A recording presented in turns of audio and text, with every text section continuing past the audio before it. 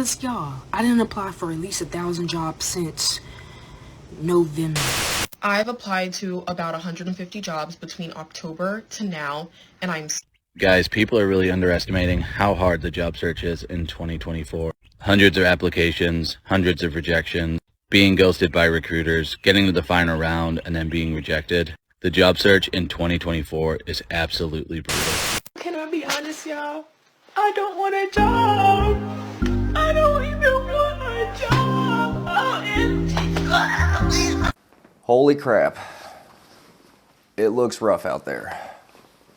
I think that we should have a conversation about this, because I really just don't think that it's emphasized enough in the world today with all the young people that are entering the workforce. You know, they don't talk about it in school, you know, and we see all over social media about fatherlessness in the homes, so Lord knows what kind of guidance is coming out of everybody's household, but I think that we should have a conversation about job interviews and how to conduct yourself in a job interview and when you're looking for a job. Let's take it back to the kickball field. Okay, when you were in grade school and you're in PE, you're playing kickball or whatever sport, basketball or whatever, the gym teacher picks two team captains and they both take turns picking who they want to be on their team. How do they pick? They generally pick the strongest, fastest, most athletic looking person or people first. You know, sometimes they'll pick their best friends or the most popular people, but generally people want to win. So they pick the strongest and the fastest and the most athletic looking people. And I think the same goes for employers. Really, when they're looking for somebody to fill a position at their company, they want to pick the most capable looking person. You know, first impressions are huge, and your appearance is huge. It's huge. So, you know, your physique is important. You always want to be working out, always want to be exercising. It's good for health, but at the same time, you know, your physique just helps you get picked first for a lot of things. You know, we can tell a lot about a person by how they keep themselves up. If somebody has, you know, is in good physical shape, I think it says that they care about themselves, they care about their body, and they put a lot of effort into it. You know, good physique takes hard work and dedication over a long period of time, and people can tell that about you from the way that you look. You know, a person who is overweight and dresses sloppy and, you know, hair is in disarray, it says a lot about you also. You know, it says that you could be lazy, definitely says that you don't really care as much about your body. And I mean, let's face it, we all make judgments. We all make judgments about everybody that we see. Most of us do, anyhow. So when you're looking for a job, make sure that you stay exercising and working out. Even if you can't go to the gym, you know, do some push-ups, jog around the block, jog around around your neighborhood. Do some body weight squats, calisthenics, just keep yourself up, you know. It goes a long way as far as confidence as well. You know, confidence comes from doing hard things, and there's a type of confidence that a workout gives you that is hard to obtain by doing anything else. You know, it's a big thing. the next thing, when you go in for the interview, make sure that you research the company first, know what type of products they're selling, know what type of services that they're providing. You know, educate yourself on what you're walking into. Be prepared. You know, it shows the employer that you care, you know, that you're on the ball, that you're with it, you know. That says a lot as well. When you go in for your interview, also make sure that you look sharp. Overdress, almost. You know, you don't have to dress in a suit and tie, but make sure that you look nice. Get a nice button up in some cases, you know, depending if it's a corporate job. You might want to wear a suit. You might want to wear a tie. But at the very least, a nice button-up shirt, some nice jeans, and some nice shoes. Make sure you're matching. Don't look like a clown. You know, don't look like a clown. You don't want to kill your chances from the very beginning. When also, and I can't emphasize this enough, make sure that you are a few minutes early. If you're late, you may as well not even show up. You're done. If you're late, you are done. People cannot stand a person who is late. It just shows a complete lack of respect for a person's time and a person's money. And you're wanting this person to pay you money. And the worst first impression that you can possibly make is to show them that you don't care about their time or about the money that you're hoping that they are going to pay you. Okay? When they call you into the office, stand up, say hello, call them sir or ma'am, and shake their hand. Shake their hand with a firm grip, not too tight, but firm. All right? When you go into the office, pull up a chair, ask them, may I sit right here? Pull up a chair and make sure that it's close enough. Make sure that it's close enough that they know that you are engaged and open to hearing what they have to say. Okay, another thing that is super important is body language. Okay, body language. Don't be slouched down in the chair, okay? Don't be slouched, and don't have your arms crossed. Don't have your arms crossed. Don't be, if you have a hoodie on, I really think it's a bad idea to wear a hoodie, but if you do, no hands in the pockets either. It's terrible. One thing that I found that employers hate is the hands in the pockets thing.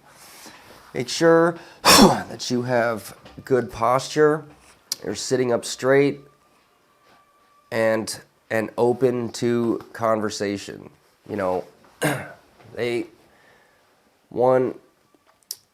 a saying out there that only 10% of the conversation is the words. The rest of it is tonality of your words, and a big part of it is body language. So body language says a lot. There are ways that you can posture yourself to make the employer feel more open to speaking with you. Okay? You're there to start developing a relationship. And this is the first impression. And one of the ways to make that a little bit easier, make the employer a little bit more comfortable with you, is having body language that makes them comfortable with being open to speaking with you. You know, that makes them comfortable with you as a person. So keep the body language on point. So another thing, so at that point the interview is going to start. All right, and a lot of the time most of the time I found, and I've had a lot of interviews, most of the time the first question is going to be, they're going to say to you, so tell me a little bit about yourself. At this point, what I usually do, I usually tell them my age, how long I have lived in the area. You know, I tell them a little bit about my family situation, and then I immediately start telling them a story that summarizes my resume. Okay? Like, for example, I'll give you an example. I'm in the heating and air conditioning trade. And so when they say to me, tell me a little bit about yourself, I usually say something like, well, I'm 37 years old. I moved to the area in about 2013. You know, I'm a single father. I live with my daughter, and when I first moved here, I started working at such and such location, doing appliances. You know, I was doing appliances full time. I was there for about 2.5 years, and when I was there, I did this and this and this and so on and so forth. Okay, and this is going to take a little bit of preparation too, to pull this off successfully. Okay, it's not like it's a huge task or anything, but you want to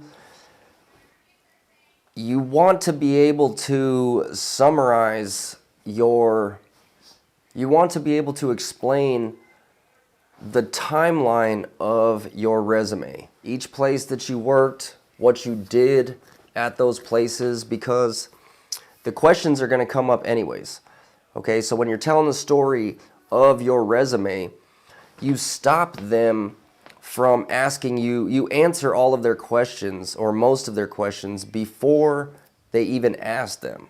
Now this is a significant thing, and I'll tell you why. Most people think that the loudest person in the room is the strongest, or that the person who does the most talking is the person that is in control of the conversation. And that is actually wrong. Okay? The person who is asking the questions is the person who is in control of the conversation. Okay? The person answering is basically just following the direction of the person who's asking the questions. Okay? So when you are explaining the timeline of your resume and you're telling that story, you're answering a lot of the employer's questions before they even ask, if you give a detailed enough story. Okay, and I think, in my opinion, it's important to take control of that conversation because of the dynamic. You want to be able to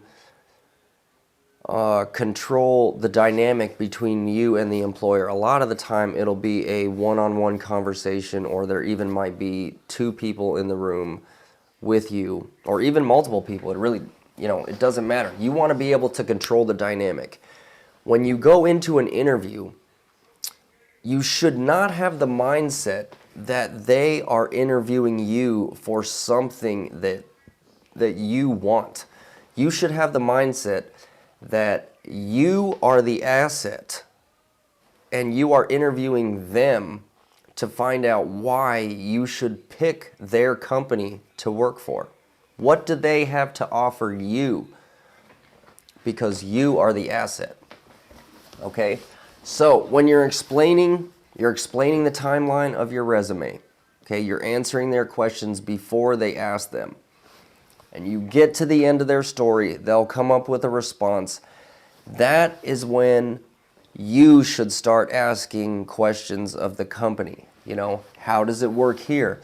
what does the typical day look like here? You know, can you tell me about some of the services that you offer? And this is where the research that you did beforehand is going to come in handy. Okay, it's like I said, you want to research the company, you want to know the type of thing, the products that they offer, and the services that they provide. So you can start asking them, what, you know, how do you do this or that? In my situation, I am, like I said, I'm in heating and air conditioning. I'll ask questions like, well, what type of manufacturer do you guys sell? Do you guys deal with? You know, are you a Lennox dealer? Are you a Carrier dealer? Are you a Rheem dealer? This and that, which honestly, because of my research, I will already know that. But I'm still giving them the opportunity to tell me about their company, because really that's what I want to know. You know, you could even ask that question. Can you tell me a little bit about this company? Which I'm sure they are either waiting to do if they have not already done it. You know, you could say, you could tell that, you could ask, in my situation, I might ask, how many service calls are you running per day? How many, you know, furnaces or air conditioners are you installing per day? Are you running two-man teams? Is it a one-person show? You know, how does it go here? And at that point, you are really directing most of the conversations. You don't want to ask about money or the benefits too early in the conversation. You know, you want to explain your story. You want to ask them some questions. You want to take control of the conversation, start asking them questions. Once they've answered you, given you a little bit of feedback, then it might be a good idea to ask about the money or the benefits. It might not yet. Usually maybe they would give you a tour of the building, you know, show you where you might be working and so on and so forth. But don't ask about the money or the benefits too early in the conversation. Okay, because it just, I don't know, it just throws the conversation off a little bit. That was usually the last thing that I like to ask about. Plus, if they come in with a lowball offer, if they come in with an offer under what you're willing to accept, then you don't have to, then the conversation afterwards, when you know that this is BS and you're not going to take it anyways, then the conversation isn't awkward. And you have the discussion at the end about the money, and then if you don't like what they have to say, well, then the conversation's over right there. You've gotten out all the information. You've gotten all the information out of them that you need, and that can be that. You know, at the end of the conversation, don't ask if you have the job. All right, shake their hand, say thank you for your time, and that you hope to hear from them soon. And then soon after that, I would give them a call. But honestly, if you do it right, you'll get an indication on whether or not there will be an indication on whether or not they're going to pick you for the job. If I'm being honest, using this method, you know, taking control of the conversation, if you do all of those things successfully, they're going to want you there, because the way that you've conducted yourself basically communicates to them that you're a leader, and that you're an asset. And there is anybody who runs a company wants that type of person. So I just want to get that out there for the people who are having trouble with the interview situation. I wish you guys the best of luck, and happy hunting. We'll catch you on the next one.